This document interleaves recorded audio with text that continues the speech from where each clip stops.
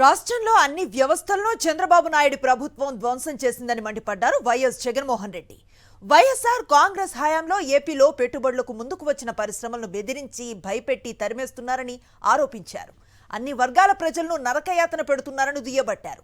గత ప్రభుత్వ హయాంలో పథకాలన్నీ ఆపేసి తామిస్తామన్న పథకాలను ఇవ్వకుండా చంద్రబాబు నాయుడు ప్రజలను వంచిస్తున్నారని ఆరోపించారు.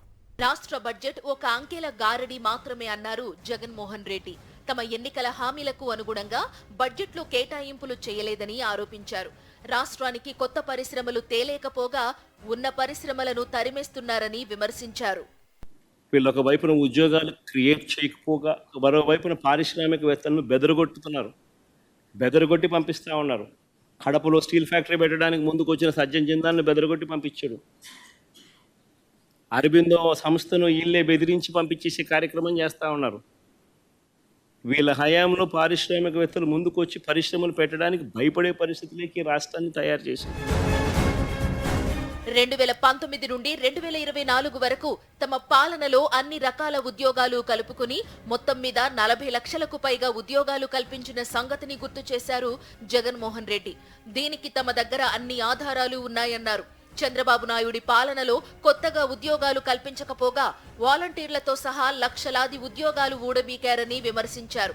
పైగా బడ్జెట్ ప్రసంగంలో గవర్నర్ చేత లక్షలాది ఉద్యోగాలు ఇచ్చేశామని అబద్ధాలు చెప్పించారని మండిపడ్డారు. 2024-25లో ఏకంగా ఎంఎస్ఎంఈ సెగ్మెంట్లో ఏకంగా 27,07,752 ఉద్యోగాలు ఇచ్చేసామని చెప్పి ఏకంగా ప్రింట్ కొట్టి పెట్టేశారు. అంటే ఇంత దారుణంగా నిరుద్యోగులను మోసం చేసే కార్యక్రమం. 3,000 రూపాయల నిరుద్యోగ భృతి ఒకవైపున ఇవ్వకుండా వాళ్ళందరికీ 3,000 రూపాయలు నెలలా ఇస్తామని చెప్పి సంవత్సరానికి 36,000 పిల్లలకి ఇస్తామని చెప్పి ఏకంగా వాళ్ళకి ఇవ్వకుండా బడ్జెట్లో వాటికి సంబంధించిన ప్రతిపాదనలు ఏవి చేయకుండా ఏకంగా ఇన్ని లక్షల ఉద్యోగాలు ఇచ్చేసాము అని చెప్పి 4 లక్షల ఉద్యోగాలను గవర్నర్ గారి ప్రసంగంలో చెప్పిచ్చేస్తారు.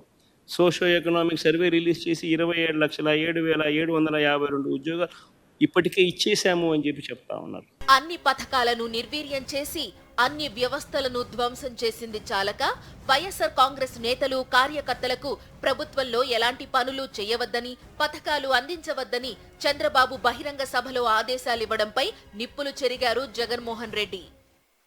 ఇవ్వడానికి ఇవ్వకపోవడానికి అసలు ఇది బాబు గారి సొమ్మ అని అడుగుతున్నాను. ఎవడో అని అడుగుతా ఉన్నా.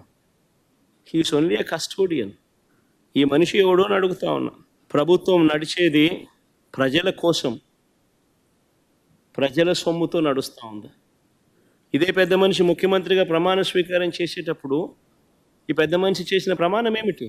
పక్షపాతానికి రాగద్వేషాలకు అతీతంగా పరిపాలన చేస్తానని ప్రమాణం చేసి ఇప్పుడు ఈ పెద్ద మనిషి ఇలా మాట్లాడుతూ ఉన్నాడు. మిర్చి రైతులు గిట్టుబాటు ధరలు దొరక్క రోడ్డెక్కి ఉస్సూరుమంటోన్నా చంద్రబాబు పట్టించుకోకపోవడం దుర్మార్గమన్నారు జగన్. కూటమి ప్రభుత్వ నిర్వాకాలను ప్రజలు కూడా నిశితంగా గమనించాలని జగన్మోహన్ రెడ్డి సూచించారు. చంద్రబాబు చేతిలో మోసపోయిన అన్ని వర్గాల ప్రజల సమస్యల పరిష్కారానికి తాము అండగా ఉంటామని, ఆందోళనలు చేసి ప్రభుత్వం మెడలు వంచుతామని జగన్మోహన్ రెడ్డి భరోసా ఇచ్చారు.